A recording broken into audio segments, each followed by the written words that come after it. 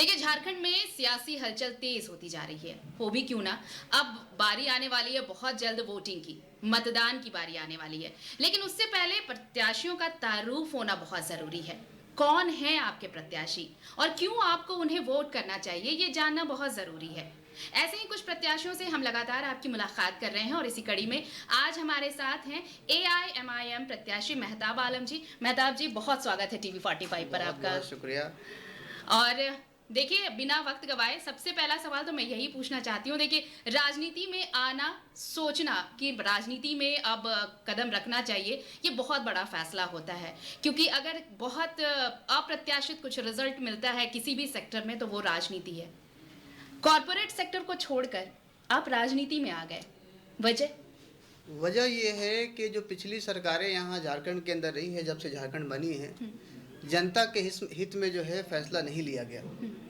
जो भी पॉलिसी बना वो जो है सिर्फ इसलिए बना कि किसी तरीके से सरकार बनी रहे और सरकार बची रहे, जबकि होना ये था कि सरकार के हित में फैसले किए जाते। सरकार जो है जनता के हित में फैसले किए जाते और जनता के लिए पॉलिसी बनाए जाते। ये बनना ज़रूरी था और इसी के लिए सरकार होती है एक्चुअल में। लेकिन ऐसा हुआ नहीं। अब मुझे लगता है कि इसमें सामने आना चाहिए और तमाम हर क्षेत्र से जो है पढ़े लिखे लोगों को आना चाहिए कि ताकि जनता के हित में फैसला किया जा सके, जनता के हित के लिए जो है पॉलिसी बनाया जा सके, ताकि लोगों को राहत पहुंचाया जा सके। अच्छा, इसलिए मुझे आना पड़ा। ठीक है। AIMIM का ये रहा है कि एक खास वर्ग, एक खास समुदाय के लिए काम करेंगे, लेकिन नेता तो वो होता है जो हर वर्ग, हर समुदाय के लिए काम करे। तो AIMIM इससे कैसे अलग अपने आप को बताएगा? खासकर मेहताब खुद को कैसे अलग बताएंगे कि वो सभी समुदाय के लिए काम करने वाले हैं? AIMIM जिसको मजलिस के नाम से जानते हैं, मजलिस जो है काम उनके लिए करती है जिनका हक मारा जाता है, चाहे वो किसी समुदाय से ताल्लुक़ रखता हो। मेहताब आलम रांची विधानसभा क्षेत्र से चुनाव लड़ने के लिए आया है और रांची विधानसभा क्षेत्र में तमाम समुदाय के लोग रहते हैं और मेरी हर कोशिश जो है तमाम समुदाय के लोगों के लिए है। ये जोड़ने की कोशिश की जाती है कि आप जो है एक समुदाय के लिए काम करेंगे ताकि लोग टूटे बटे, लेकिन ऐसा इस बार बिल्कुल नहीं होने वाला है। रांची के तमाम जनता जो है मेहताब आलम के साथ है। मैं रांची के जनता से ये अपील करता हूँ कि आप अपने तमाम प्रत्याशियों को सामने रखें और फिर देखें कि इसमें कौन आपके लिए सुटेबल है। जात पात से ऊपर उठकर देखें कि इसमें आपके लिए कौन सुटेबल है, कौन आपके काम को जो है पूरा करेगा, कौन ईमानदारी से काम करेगा। अगर उसमें लगता है कि मेहताब आलम जो है आपके लिए काम कर सकता है, मेरे साथ आएँ। लेकिन देखना ज़रूरी है, इससे उठे कि पिछला बार कौन था, इससे उठे कि पॉलिटिकल करियर किसका बना हुआ है। कोई ज़रूरी नहीं है किसी के भला करने के लिए पॉलिटिकल करियर बना होना ज़रूरी है। तो वो ठीक है, लेकिन एक सवाल ये भी है ना कि आपके सामने देखिए CP सिंह हैं और CP सिंह का कद क्या है रांची विधानसभा में आपको पता है। सामने आपकी महुआ मांझी भी होंगी। अब तो ये भी है कि अब CP सिंह के सामने उन्हीं के कैडर के कुछ लोग खड़े हो रहे हैं। आप मुंजुन राय को ही देख लीजिए, वो भी अब सामने है। तो प्रत्याशी बहुत ऐसे हैं जो आपको कड़ी टक्कर देने वाले हैं। ऐसे में आप खुद को उन प्रत्याशियों के सामने कहाँ खड़े कर पाते हैं? आपके सवाल में ही जवाब है। असल ये है कि उनके जो प्रत्याशी जो आप जिनके बारे कह रहे हैं CP सिंह के, वो जो है 6 टर्म से यहाँ पर जो है विधायक रहे हैं, तो क्यों उनके खिलाफ उन्हीं के पार्टी के लोग खड़े हो गए? इसलिए खड़ा होना पड़ा, कहीं ना कहीं असंतुष्ट है उनसे कि उनका काम पसंद नहीं आया है। और ये जो जग जाहिर है, दिख रहा है, रांची जहाँ होना चाहिए था 25 सालों में वहाँ नहीं है, बल्कि बोलिए तो पूरे झारखंड नहीं है। आपका कौम, आपका समुदाय तो JMM और कांग्रेस के लिए वोटर रहा है, इसमें तो कोई नहीं है। ये आप ही के कौम के लोग कहते हैं ना कि उनको वोट करना है तो JMM और कांग्रेस ही मुफीद है। आपका जो ये सवाल है, ये सवाल होना भी चाहिए। जब तक रांची के अंदर विकल्प नहीं था तब तक लोग जा रहे थे, लेकिन अब रांची में विकल्प है और विकल्प का नाम मेहताब आलम है। और मेरी कौम ने, बल्कि जो पूरे के सारे कौम में जो समझदार लोग हैं वो हमारे साथ आएंगे और ये रिज़ल्ट दिखेगा। 23 तारीख को रिज़ल्ट आना है, हमारे आपके सामने होगा। लोग साथ आएंगे, ईमानदारी से काम करने वाले लोग नहीं हैं और जनता के लिए काम करने वाले लोग नहीं हैं। हाउस के अंदर उन्हीं वही बात की जाती है जिससे सरकार बचे। अभी आप उठाकर देख लीजिए, ये पिछला 5 साल जो कार्यकाल गुजरा है, यहाँ तो सिर्फ सरकारें बनती रही और नए नए सरकार 3 बार तो शपथ लिया गया है। तो यहाँ तो सिर्फ सरकार बचाने के लिए 5 साल गुजार दिया जाता है, काम कुछ नहीं होता। काम क्या होता है आपके सामने, कुछ छिपा हुआ तो है नहीं। अच्छा, मान लीजिए कि एमआईएम को मौका भी मिलता है, लेकिन ये भी तो तहमत लगता रहा है कि एमआईएम बीजेपी की बी प्लान रहा है। एमआईएम हमेशा से बी प्लान रहा है, बी टीम रही है, तो ये तहमत कैसे हटाएंगे? हाँ, ये आपके सवाल पे ही जवाब है। इसलिए है कि अभी ये बताइए कि यहाँ इस क्षेत्र में, रांची विधानसभा क्षेत्र के अंदर विधायक किस पार्टी से हैं? हाँ, बीजेपी। बीजेपी से। मेहताब आलम किसके खिलाफ लड़ेगा? बीजेपी के खिलाफ। आपके पास जवाब है। हाँ, तो इसलिए मैंने बी टीम का तमगा तो ऐसे ही हट गया। बी टीम का तमगा, लेकिन इसलिए कहा जा रहा है ना कि उनके अपोनेंट जो हैं, आप उनका वोट काटने वाले हैं।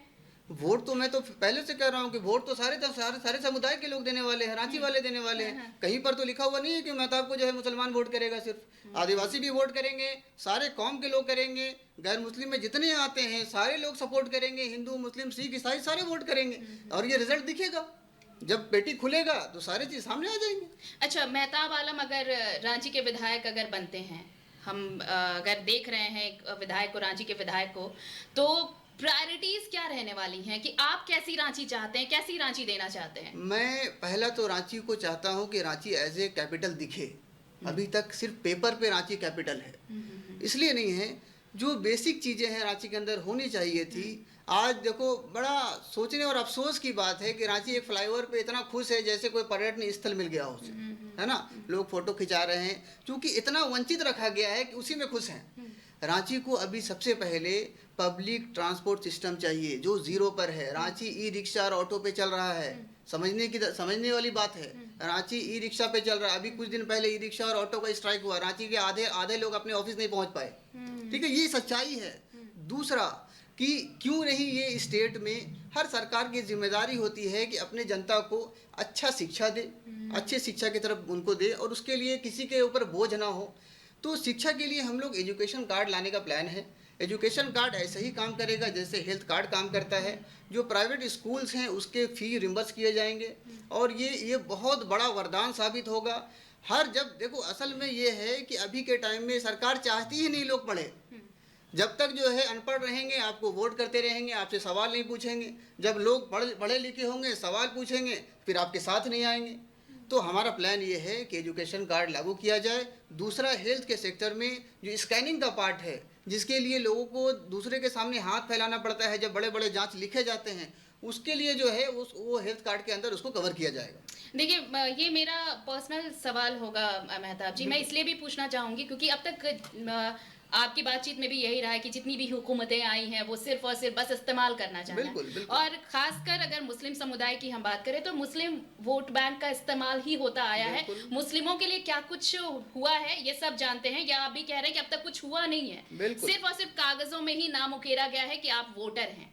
लेकिन अब जब एजुकेशन कार्ड की बात हो रही है, शिक्षा की बात हो रही है, तो अब ये माना जाए कि ये समाज अब ये पता कर रहा है कि वो सिर्फ एक वोट बैंक नहीं है, उसे भी चाहिए अपनी आइडेंटिटी, वो भी कुछ करना चाहता है। मेहताब अगर एक प्रत्याशी बन सकते हैं तो हुकूमत में भी उसकी हिस्सेदारी, उसकी भागीदारी होनी चाहिए। बिल्कुल। देखिए, असल सबसे पहला तो ये बात क्लियर कर दें कि ये कहना बिल्कुल गलत होगा कि सिर्फ मुसलमानों के लिए काम नहीं हुआ।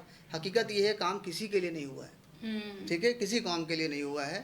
सिर्फ जो है वो हम पाले हुए हैं कि मतलब कोई भी पार्टी ये कह के अब बरगला नहीं सकती कि मुसलमानों के लिए तो काम हुआ नहीं, आप हमें वोट दे दीजिए। काम किसी के लिए नहीं हुआ है। दूसरा, दो नज़र किए जाते हैं, इससे भी इनकार नहीं है।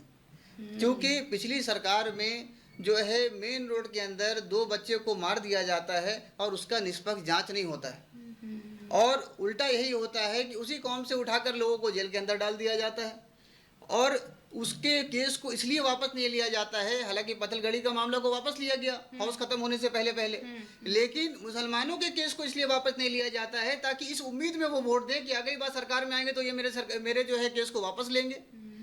ये जो है, देखो, असल ये है कि हर कौम को ये एज ए वोट बैंक लेते हैं, लेकिन इसमें अगर कहा जाए तो ये गलत नहीं होगा कि मुसलमानों को ज़्यादा यूज़ किया जाता है एज ए वोट बैंक। लेकिन इस बार जो है एकदम मामला अलग होने वाला है। ना तो मुसलमान वोट बैंक बनेगा, ना दूसरे कौम के लोग वोट बैंक बनेंगे।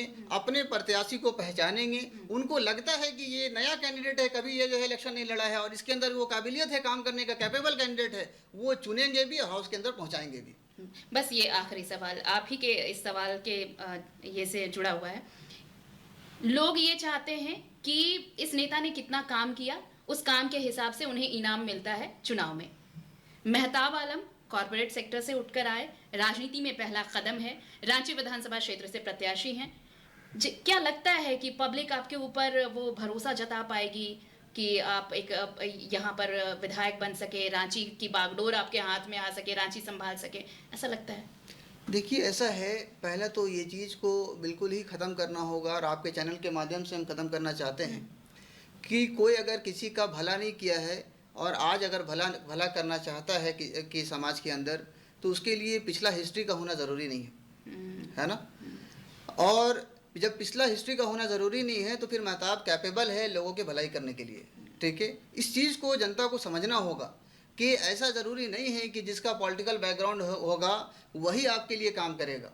जिसका अगर पॉलिटिकल बैकग्राउंड नहीं है, अगर आपके भलाई के लिए काम करना चाहता है, आप जब तक मौका नहीं देंगे तब तक समझ में नहीं आएगा। ये जो राजनीति है ये फल नहीं है कि काट के खिलाया जा सके। आपको मौका देना होगा और हाउस के अंदर भेजना होगा। और अगर उस वक्त जो है आपकी बात नहीं रखी जाए, आपके लिए पॉलिसी नहीं बनाया जाए, फिर आप दूसरी बार आपको मौका मिलेगा, आप बिल्कुल उखाड़ फेंकिए। और ये सवाल आप उनसे ज़रूर करिए जो पिछले 5 साल आपके क्षेत्र में विधायक रहे हैं, जो 5 साल आपका जो है सरकार पिछला चला है, उनसे मैं तो पूरे झारखंड के लोगों से ये अपील करता हूँ कि अपने अपने विधायकों से आप ये सवाल करें कि आपने पिछले 5 सालों में मेरे लिए क्या किया। आपने किसी भी कौम के हैं, बिल्कुल किसी भी कौम से, कौम की तो बात ही नहीं है यहाँ पर। जब देखिए चुनाव होता है तो भले कोई कौम किसी को वोट करता है, लेकिन जब कोई विधायक बन के आता है तो फिर वो उस क्षेत्र के तमाम वोटरों का विधायक होता है, ठीक है। मैं जिस कॉलोनी से जो है बिलोंग करता हूँ, अब जो यहाँ के विधायक हैं उनसे पूछे कि कभी मेरे कॉलोनी में कदम रखे हैं क्या 5 साल में। अगर वो हाँ में जवाब देते तो मेहताब आलम उसको वोट करेगा। तो आप अगर पक्षपात करेंगे कि जहाँ के लोग आपको वोट दिए हैं हम वहीं जाएंगे, फिर तो आप कल्याण कर लिए, फिर तो आप एक पक्ष के लिए काम करेंगे। और यहाँ तो वहम फैला हुआ है कि आप उस पक्ष के लिए काम करेंगे, आप तो काम उनके लिए भी नहीं किए हैं। आपके एरिया में जो है बाढ़ आता है, एनडीआरएफ का टीम को उतारना पड़ता है, वहाँ कौन सा मुसलमान है? सही बात। रातू रोड के अंदर अभी इसी साल में जो है एनडीआरएफ की टीम उतरी है, क्यों उतरी है? क्या वहाँ जो है नदी है कोई? इसलिए हुआ, जल जमाव हुआ, लोग घर से नहीं निकल पा रहे थे। तो ये आपका काम जो है ना, कभी कभी कुदरत भी मौका निकाल के काम को बाहर लाती है कि भाई काम क्या हुआ दिखेगा, है ना। तो अभी कुछ पिछले गुजरे हुए देखो, असल भी ये है कि रांची के लोग भूल बहुत जल्दी जाते हैं। कोई तकलीफ जब पहुंचता है, अभी कोविड का टाइम गुजरा, यही सरकार थी, इस सरकार के टाइम में, और ये कोविड को आपदा बताया गया, इसमें बहुत सारी मौतें हुई और बहुत सारे घर उजड़ गए। क्या ये हम दोनों से सवाल करते हैं कि जो रांची के विधायक थे वो भी, और जो मौजूदा सरकार गुजरी है उसकी भी बात करते हैं, क्या इन्होंने कोई सपोर्ट दिया उनको? ये जग जाहिर है, 1 रुपया का सपोर्ट नहीं दिया है। आपने क्या किया फिर? अरे आपदा से आपके यहाँ के क्षेत्र से जो है लोग परेशानी में हैं, जूझ रहे हैं, घर में खाने के लिए नहीं है, तरह तरह की परेशानी में हैं। आप उनके घर पे पूछने नहीं गए, उनको सपोर्ट प्रदान करते, उसके लिए कोई पॉलिसी बनाया जाता कि इनको जो है कुछ राशि दिया जाए। ये क्या फिर आप? और रांची के लोग भूल भी गए। अभी इलेक्शन का टाइम आया है, लोगों के अंदर लोग जाएंगे, करंट टाइम को याद रखेंगे, पिछले दर्द को भूल जाते हैं। इनको याद रखकर वोटिंग करना है। वोट करने से पहले पिछले 5 साल को एक बार ज़रूर जो है रिकॉल करना चाहिए। बिल्कुल, है ना। तो देखिए, रिकॉल ज़रूर करिए। अगर ऐसा लगता है कि पिछली बार आपसे कुछ गलती हुई है तो सुधारने का मौका इस बार आ चुका है। 5 सालों के बाद ये मौका मिला है तो आप वो गलती सुधार सकते हैं। और अगर नहीं, अगर आप चाहते हैं कि जो काम कर रहा है वो बेहतर है, तो फिर आपकी मर्जी है। ये सीधे तौर पर कहना है MIM प्रत्याशी मेहताब आलम का, जो रांची विधानसभा से इस बार आपके लिए उम्मीदवार है। तो रांची वासियों, अगर आपको वोट करना है तो इन चीज़ों को भी सुनना और समझना होगा कि कौन आपका विधायक होगा और कौन आपके लिए, आपके वास्ते काम करने वाला है। बहुत बहुत शुक्रिया मेहताब जी हमारे साथ जुड़ने के लिए और तमाम बातचीत के लिए। कैमरामैन पिंटू के साथ मैं आरती सिंह, TV 45 रांची।